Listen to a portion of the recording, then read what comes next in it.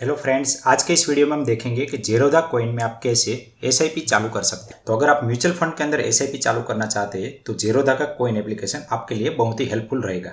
तो सबसे पहले आप ज़ीरोधा कॉइन एप्लीकेशन डाउनलोड कर लीजिए और डाउनलोड करके इस तरह से ओपन कर लीजिए। एप्लीकेशन ओपन करने के बाद आपको आपका जो ज़ीरोधा अकाउंट है उसी से ही लॉगिन कर लेना है।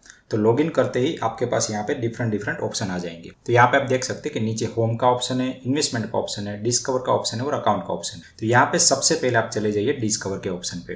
तो डिस्कवर के ऑप्शन पे आपको अलग अलग कैटेगरी के म्यूचुअल फंड दिखेंगे, जिसमें सबसे पहला है इक्विटी।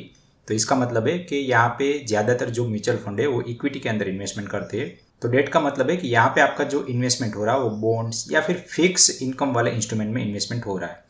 और हाइब्रिड का मतलब है कि आपका जो इन्वेस्टमेंट है वो इक्विटी और डेट का एक मिक्सचर होगा, जहाँ पे अलग अलग परसेंटेज में इन्वेस्टमेंट होता है। उसके बाद है इंडेक्स फंड। इंडेक्स फंड का मतलब है कि यहाँ पे एक्टिवली कोई भी फंड मैनेज नहीं हो रहा है, लेकिन पैसिवली ये इंडेक्स को ट्रैक कर रहा है।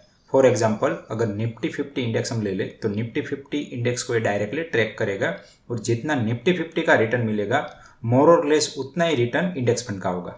उसके बाद है फंड ऑफ फंड्स। काफ़ी सारे लोग क्या करते हैं कि अलग अलग फंड्स में इन्वेस्ट करने की वजह फंड ऑफ फंड्स में इन्वेस्ट कर देते हैं। मतलब कि ये जो फंड ऑफ फंड्स है उसके अंदर 3-4 कैटेगरी के अलग अलग फंड है, उसमें इन्वेस्ट होता है। तो मैं किसी को भी सजेस्ट नहीं करूँगा फंड ऑफ फंड्स लेने के लिए, क्योंकि यहाँ पे एक तो आपको म्यूचुअल फंड का जो चार्जेस लग रहा है वो तो लग ही रहा है, साथ में आपको फंड ऑफ फंड्स का भी चार्जेस देना है। तो यहाँ पे आपके जो चार्जेस है वो डबल हो जाते हैं। तो इसीलिए फंड ऑफ फंड कभी भी सिलेक्ट नहीं करना चाहिए। उसके बाद है सोल्यूशन ओरिएंटेड फंड। तो यहाँ पे जैसे आप एलआईसी के अलग अलग पॉलिसी के नाम देखते हैं, वैसे ही यहाँ पे कुछ अलग तरीके के नाम दिए रहते हैं। फॉर एग्जांपल यहाँ पे मैं देखूँ तो HDFC retirement saving, Nippon India retirement fund. तो यहाँ पे जो मोस्टली है वो रिटायरमेंट फंड ही दिख रहे हैं। अब हम बात करते हैं कि इक्विटी फंड। तो इक्विटी फंड में आप सिलेक्ट करेंगे तो यहाँ पर भी आपके पास काफ़ी सारी अलग अलग कैटेगरी मिलेगी, जैसे flexi cap, large cap, mid cap, ELSS.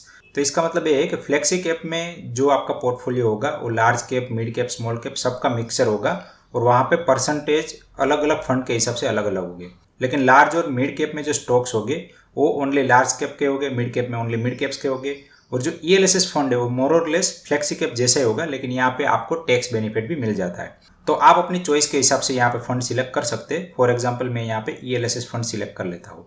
अभी यहाँ पे आपके पास अलग अलग तरीके के फंड मिलेंगे, आप उस फंड का यहाँ पे परफॉर्मेंस भी चेक कर सकते हैं। तो यहाँ पे किसी भी फंड का अगर आप परफॉर्मेंस चेक करते हैं तो जनरली ग्रेटर देन 5 ईयर के बेस पे ही आपको चेक करना है, क्योंकि शॉर्ट टर्म में आपको पता नहीं चलेगा कि एक्चुअल में फंड अच्छा कर रहा है कि नहीं कर रहा है। ठीक है, तो यहाँ पे आप देख सकते हैं कि axis long term equity fund ने लास्ट 5 ईयर में 13% का रिटर्न दिया है। ठीक है, और उसका एक्सपेंस रेशियो 78% है। अगर हम दूसरा किसी फंड ले लेते हैं जैसे Mirae Asset tax saver fund, तो इसका जो लास्ट 3 ईयर का रिटर्न है 24% का है, लेकिन अगर हम 5 ईयर का देखें तो 17% का है।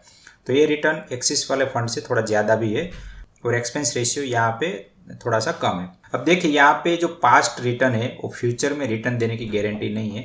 ऐसा भी हो सकता है कि नेक्स्ट 5 ईयर में एक्सिस वाला फंड ज़्यादा बेटर तरीके से परफॉर्म करे कंपेयर टू मीरा एसेट। तो यहाँ पे आपको डिसीजन पास्ट परफॉर्मेंस के बेस पे नहीं लेना है, क्योंकि पास्ट परफॉर्मेंस फ्यूचर में भी वो परफॉर्म कर सके ऐसी कोई गारंटी नहीं है।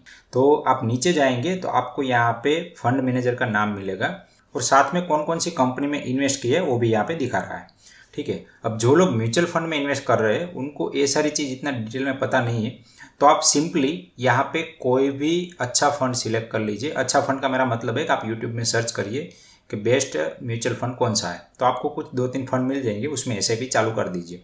क्योंकि फ्यूचर में क्या होने वाला है और कौन सा फंड अच्छा परफॉर्म करेगा उसकी कोई गारंटी नहीं है। लेकिन जनरली जो अच्छे कंपनियां हैं और अच्छे फंड मैनेजर है उसका फंड परफॉर्म कर ही लेता है। अगर आपको फिर भी डाउट है तो आप सिंपली इंडेक्स फंड में इन्वेस्ट कर दीजिए, आपको वहाँ पे इंडेक्स जितना रिटर्न तो मिलेगा ही। और साथ में ये जो एक्सपेंस रेशियो यहाँ पे दिखा रहा है, फॉर एग्जांपल यहाँ पे मैं देखता हूँ आदित्य बिरला में तो 0.91% है। तो ये जो एक्सपेंस रेशियो है वो आपका इंडेक्स फंड में ओनली 0.1-0.2% जितना ही रहता है।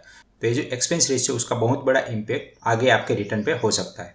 तो इसीलिए जब आप फंड सिलेक्ट करें तब ये चीज़ का ध्यान रखें। अब फॉर एग्जाम्पल मान लीजिए अब यहाँ पे मैं आपको एक एसआईपी चालू करके दिखा देता हूँ। तो यहाँ पे मैं ले लेता हूँ एक्सिस लॉन्ग टर्म और यहाँ पे एसआईपी पे क्लिक कर दीजिए और यहाँ पे आप जितने का इनिशियल इन्वेस्टमेंट करना चाहते हैं वो यहाँ पे रखिए। जैसे मैं अभी 0 करता हूँ और इंस्टॉलमेंट 500 का रखता हूँ और मेरी फ्रीक्वेंसी जो है वो मंथली रखता हूँ।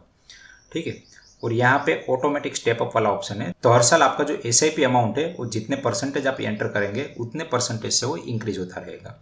तो फिलहाल मैं यहाँ पे ऑटोमेटिक डिसेबल रखता हूँ और यहाँ पे क्रिएट एसआईपी कर देता हूँ।